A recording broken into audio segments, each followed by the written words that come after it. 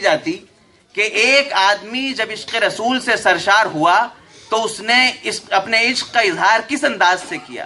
اس نے اپنے اظہار بیان کو میں کیا کیا طریقے اختیار کیے اور کیا کیا اس نے رنگ اختیار کیا، کن رویوں کو اس نے اختیار کیا اور کیا نئی چیز اس نے دی یا پرانوں سے کیا چیز لی، یہ چیزیں دیکھنے کی ہوتی ہیں۔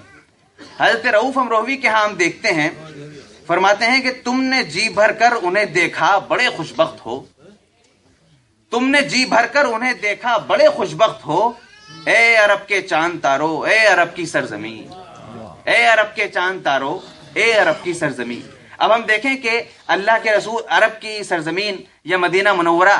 کی سرزمین سے محبت اور وہاں جانے کی عقیدت اور وہاں جانے کی طلب یہ عام طور پر شعراء نظم کرتے آئے ہیں، لیکن وہاں کی زمین اور اس زمین پر جو چاند تارے نکلتے ہیں ان کو اس نظر سے قابل احترام سمجھنا کہ تم نے جی بھر کے دیکھا ہے، ایک آدھ نظر نہیں پڑی بلکہ تم 63 سال تک دیکھتے رہے، پیدائش سے وفات تک دیکھتے رہے، یہ تمہارا شرف ہے، اور اس طریقے سے آدمی ان پر رش کر رہا ہے، یہ ایک نیا انداز حضرت رؤوف امروہوی کا ہے۔ اسی طرح سے فرماتے ہیں بالکل خالص غزل کا رنگ لیکن نعت کا شعر ہے، ساقی میرا سوال بہت مختصر سا ہے،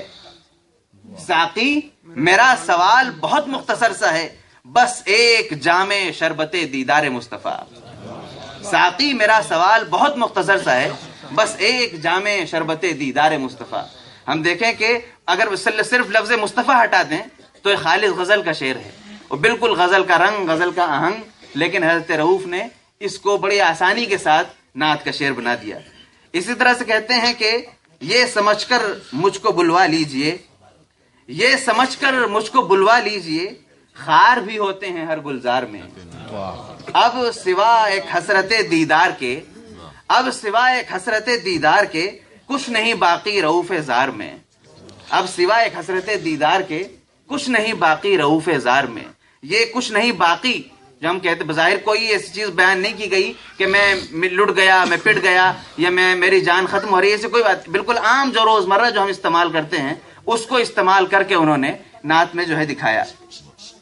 اس کے علاوہ حضرت نعت میں حیاتی تجربے ہونے چاہیے کہ نہیں، ایک ہی کوئی خاص فارم نعت کا ہے، نعت اس میں ہونی چاہیے۔ حضرت رؤوف امروہوی نے مخمسات کہہ کر، اور تقریباً 39-40 مخمسات ان کے مجموعہ سرمایہ رؤوف میں، جو کہ حضرت حامد امروہوی نے شائع کیا، بڑا ضخیم ان کا مجموعہ، اس میں انہوں نے شامل کیے ہیں۔ ان میں انہوں نے تقریباً 39-40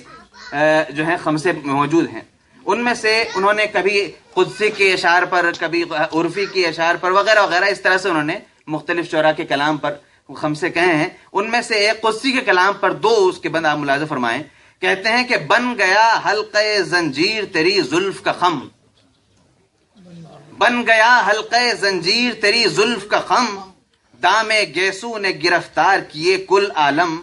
جس نے دیکھا تیری صورت کو کہا کھا کے قسم، من بے دل بجمالے تو عجب حیرانم، اللہ اللہ جمالست بدی بلجبی۔ پھر آگے فرماتے ہیں کوئی حامی ہے مصیبت میں نہ کوئی یاور، کوئی حامی ہے مصیبت میں نہ کوئی یاور، رحم فرمائیے للہ شہ دین و بشر، درد فرقت میں تڑپتا ہے کوئی خستہ جگر،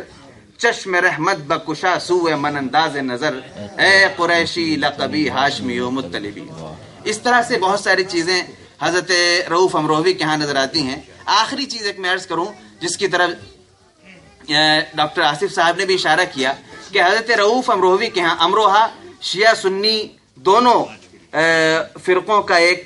بڑا مرکز سمجھا جاتا ہے، اور وہاں پر اعتدال کی راہ اختیار کرنا اور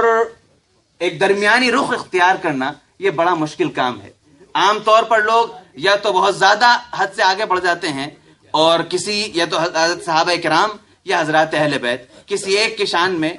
ظاہری طور پر یا قلبی طور پر اپنے کوئی کجی محسوس کرتے ہیں۔ دونوں چیزیں انتہائی خطرناک ہیں اور اپنی عاقبت کو خراب کرنے والی ہیں۔ حضرت رؤوف امروہوی کے ہاں ایک واقعہ یاد آیا کہ کئی سال پہلے حضرت سیفی امروہوی جب زندہ تھے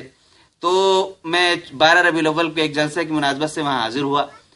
اگلے دن 12 ربیع الاول کا مشاعرہ تھا، میں اس میں حاضری دی۔ اس کے بعد پھر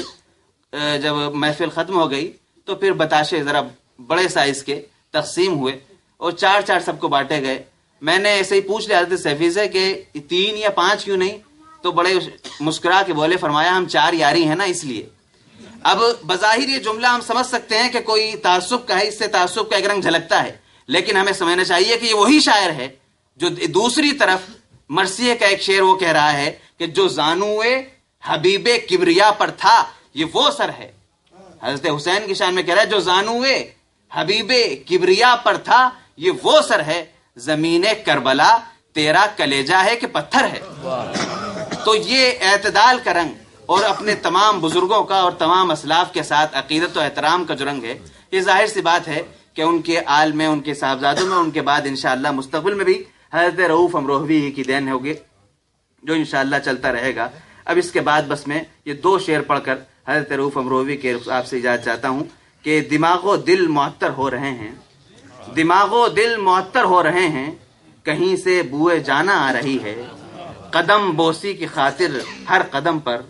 قدم بوسی کی خاطر ہر قدم پر نگاہ شوق لوٹی جا رہی ہے۔ وآخر دعوانا ان الحمدللہ رب العالمین۔ السلام علیکم۔